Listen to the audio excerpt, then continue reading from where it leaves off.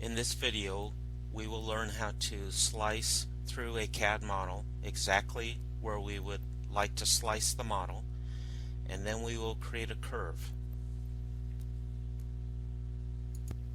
So let's get started with slicing the model.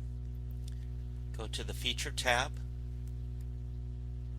select Measure Cross Section. Here we need to either define a plane or pick a plane off the CAD model. I'm going to pick a plane. You can see the plane is established here. Click OK. Now this looks somewhat ominous, but it's really simple. Let's just start at the top. The depth from the base plane. This plane that you picked is your base plane, and I want to go in about 75 thousandths in from that surface to create a section cut. Number of sections, I only want one in this example. If I were to put two, then I would, in the depth increment, I would put what the spacing between the two sections are. Now, point density. This is something you can change later, but I'm going to start with 40 thousandths. Now, create cross section. Here you see the cross section.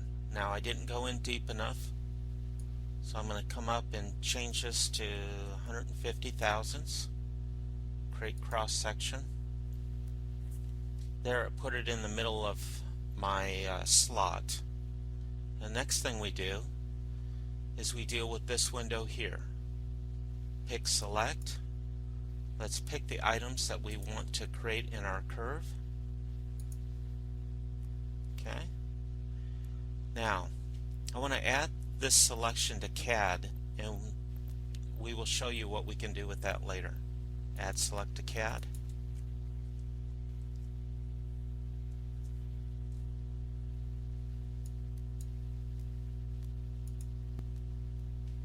Okay. If I want to get rid of all the other cross sections, I could say Remove Unselected. Now we can click Create Path. Here I see our point density is probably a little more than we need to do. So I can come up here and change this to 50 thousandths.